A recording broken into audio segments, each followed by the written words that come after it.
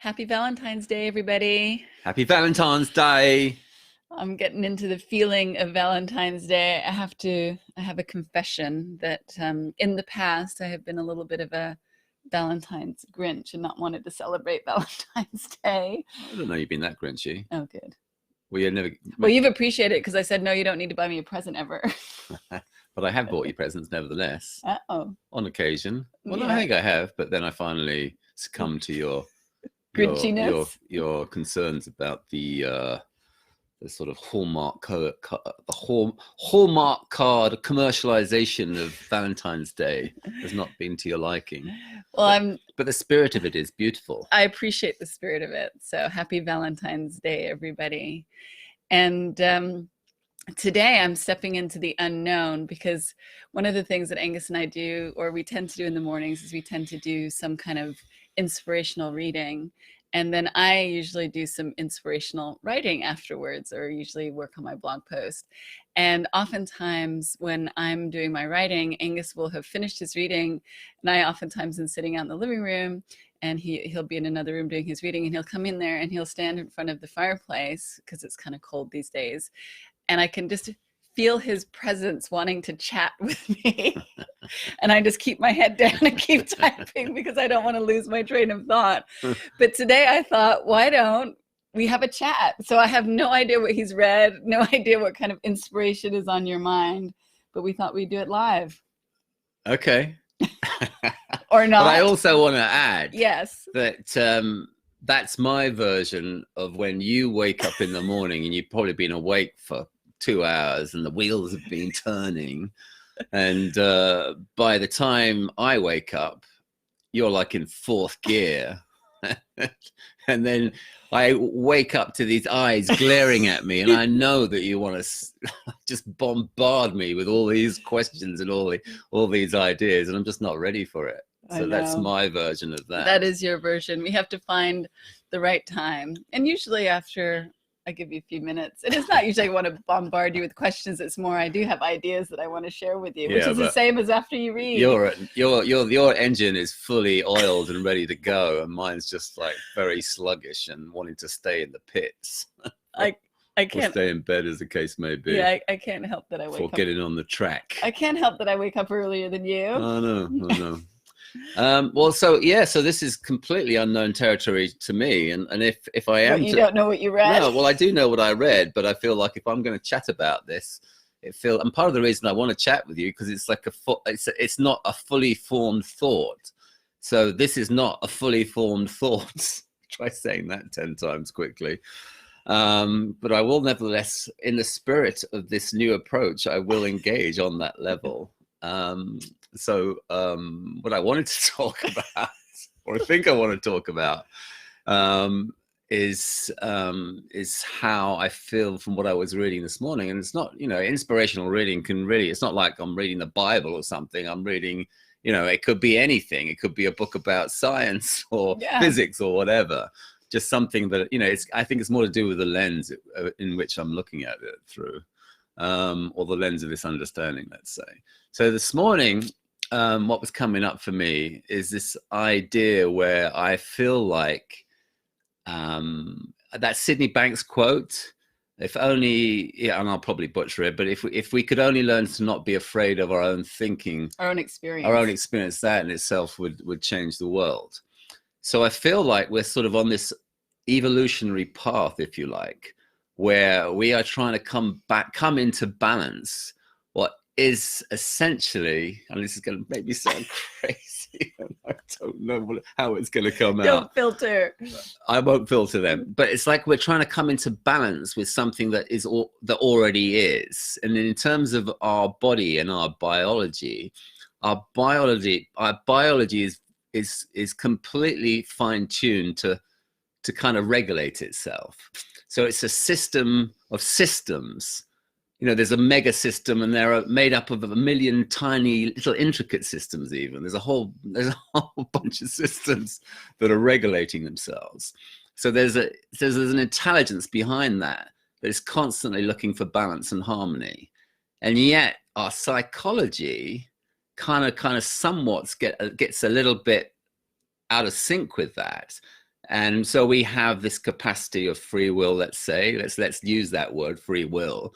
We have this capacity to think and choose and make decisions. But we kind of I feel like we get obsessed with self-regulation because we get afraid of our thinking. We get afraid of our experience. And then we try and go into this sort of self-regulation mode. And I think that part of our evolution, if you like, as human beings, is to remember that we are designed in a way where we will self-regulate. So the idea of getting afraid of our experience and like approaching it from the sort of intellectual level, thinking that we can self-regulate from that place, is how we get into trouble, because it kind of like keys into this idea that if I'm dysregulated and I'm trying to solve the issue when I'm feeling dysregulated, there's no chance. But if I remember that my innate design is set up in such a way that I will self-regulate naturally, that's my innate natural state.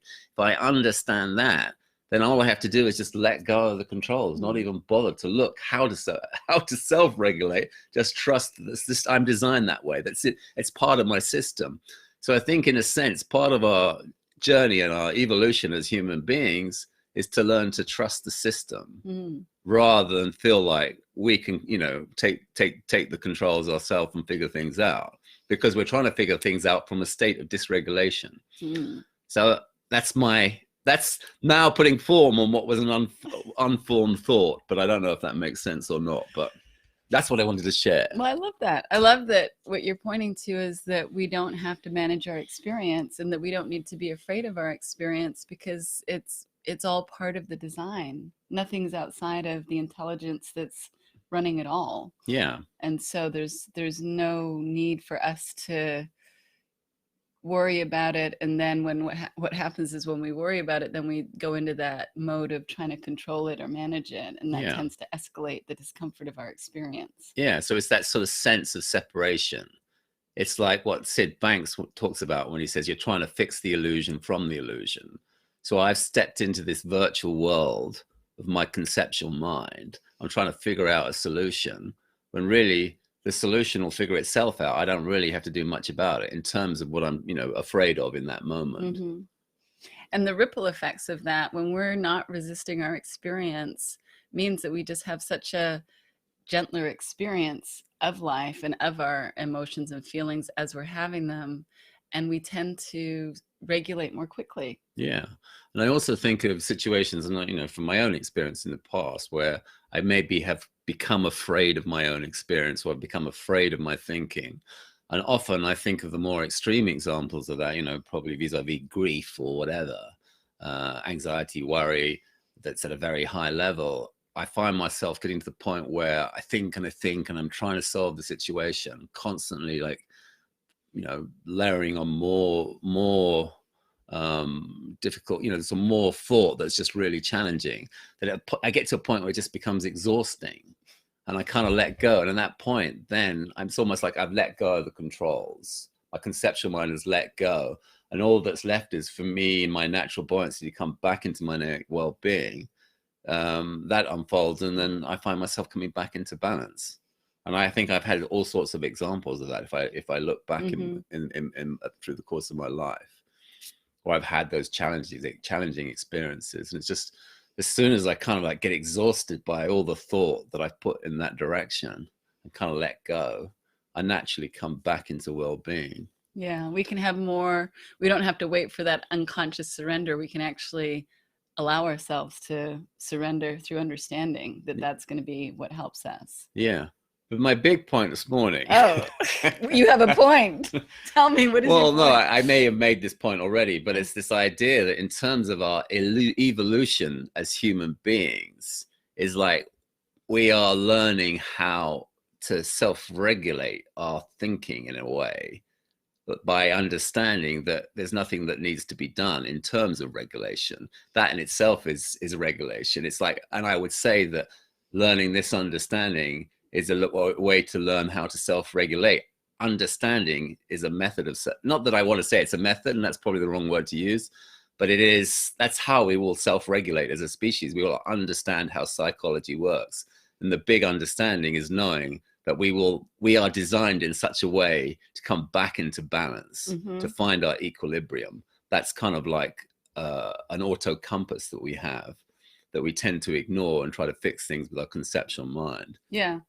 I would say that it's not about, we can actually let go of the idea of self-regulation and just go with regulation. We regulate. That's what I'm saying. Yes. That's what I'm saying.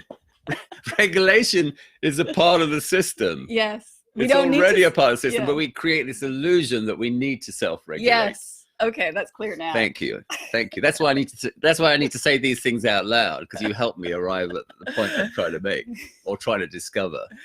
And I have a point. Can I make a point too? That in seeing the regulation that just is part of our design, and I think what you're taking an evolutionary spin on this, which is kind of interesting, that by evolutionary standards, our brains have kind of developed this incredible cognitive capacity that perhaps we haven't quite caught up with understanding how to be okay with that, and how powerful the prefrontal cortex is to get into all these kind of imaginary scenarios in our mind.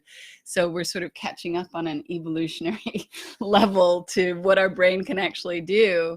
And I love your metaphor of the video game, because it's kind of like we're catching up to trying to come to terms with this, really vivid experience of the video game that we can have now with the capacity of our mind and our brain. Go ahead. Well, it's like in our evolutionary experience, we've just learned how to use the controls on the video game. And we're so enamored by our cognitive capacity that we're kind of like, wow, this is amazing. But we're getting into all kinds of difficulty with it, because we're really like getting sucked into our own video game. We think that's our reality. Yeah. And the reality is that we are this incredible piece of biological hardware that is self-regulating. It's part of our innate design. Yeah. And we get so terrified by our experience and our thinking, which is just really being terrified by the illusion of our video game that we've created for ourselves, our virtual reality. It's very deep. Can I make my point? Yes. This is me untethered. Angus Unchained. It's getting out of control. That can be your blog name, Angus Unchained. Okay. What I wanted to say is that when we see No, I'm joking. when we see that we regulate naturally, that is the natural state. When I look at relationships, and I look back at our relationship, and I look at the times that we would get into conflict, or even the times we get into conflict now, it's usually when I'm forgetting that I regulate, and I'm trying to do something to get the experience of regulation that never goes well. Yeah, you're trying to get me to follow your regulations. Yes. My imposed regulations, or even my self-imposed regulations. Highly irregular. You're laughing at your own joke. Well, thanks so much for joining us on this little exploration down various God knows how that went. And have a lovely rest of your Valentine's Day. Lots of love to everybody. Bye. Bye.